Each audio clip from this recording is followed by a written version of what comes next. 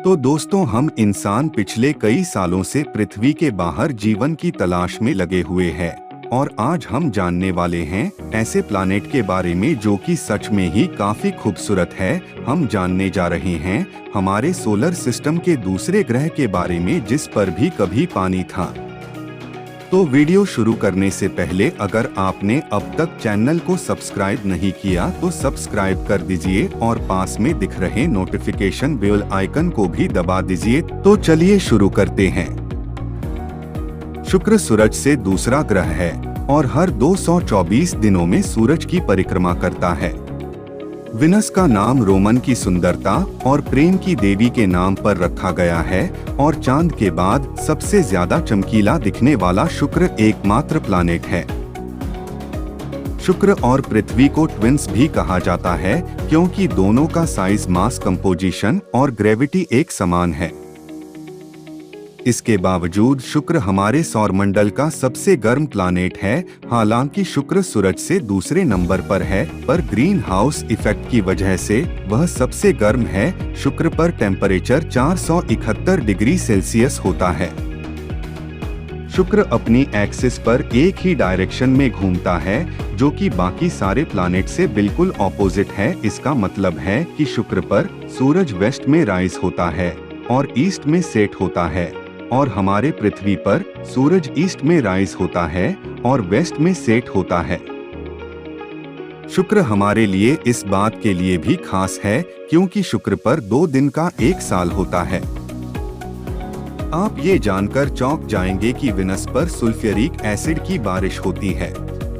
शुक्र हमारे सूरज यानी कि एक स्टार को 67 मिलियन मील मतलब 10.8 मिलियन किलोमीटर दूर से चक्कर लगाता है, जो कि 0.7 एस्ट्रोनॉमिकल यूनिट्स दूर है। शुक्र और बुध ये ऐसे 2 प्लानेट हैं जिन्हें ना ही कोई नेचुरल सैटेलाइट है और ना ही कोई रिंग्स है। साइंटिस्ट के शोध के अनुसार ये सामने आया है कि शुक्र पर भी पहले कभी पानी था, पर यह सारा पानी समय के साथ वेपराइज्ड हो गया क्योंकि ऊपरी सतह का तापमान बहुत ज्यादा होता था। शुक्र को एंशिएंट लोग इवनिंग स्टार और मॉर्निंग स्टार के नाम से भी बुलाया करते थे।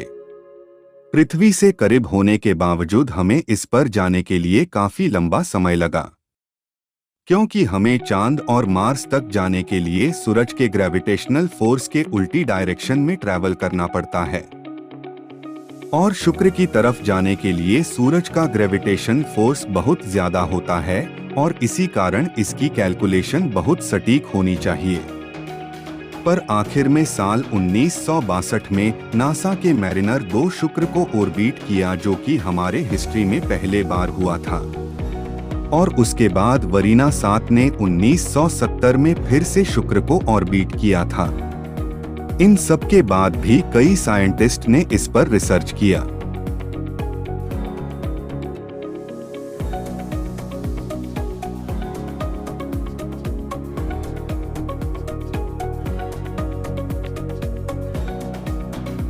फिर 1991 में मगलेन ऑर्बिटर ने इसकी डिटेल इंफॉर्मेशन और शुक्र के सरफेस की मैपिंग की और हमें शुक्र के और पास पहुंचाने में मदद की। अंतरिक्ष से शुक्र चमकदार सफेद दिखता है क्योंकि यह बादलों से ढका है जो सूर्य के प्रकाश को रिफ्लेक्ट करता है। सरफेस पर चट्टानें अलग अलग रंगों की होती हैं, जैसे कि पृथ्वी पर चट्टानें, लेकिन घना वातावरण सूरज की रोशनी को फिल्टर करता है। अगर आप शुक्र पर खड़े होते हैं तो सब कुछ ऑरेंज दिखाई देगा, जो कि वाकई में सबसे अलग है। अगर हम शुक्र पर गए तो हमें हाइड्रोजन या हीलियम की भी जरूरत नहीं होगी, क्योंकि शुक्र का वातावरण ज्यादातर कार्बन डाइऑक्साइड, ऑक्सीजन और नाइट्रोजन से बना हुआ है, जो कि साधारण सांस लेने वाली हवा है। इसलिए हम ये समझ सकते हैं कि शुक्र पर ऑक्सीजन है।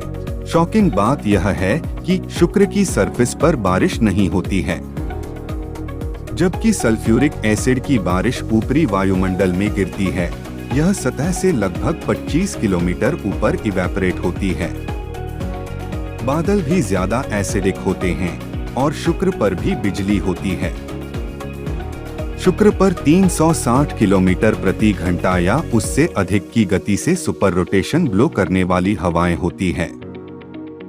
ग्रह के घूमने की गति से हवाएं 60 गुना तक गति करती हैं, जबकि पृथ्वी की सबसे तेज हवाएं 371 किलोमीटर प्रति घंटा से अधिक रिकॉर्ड की गई है।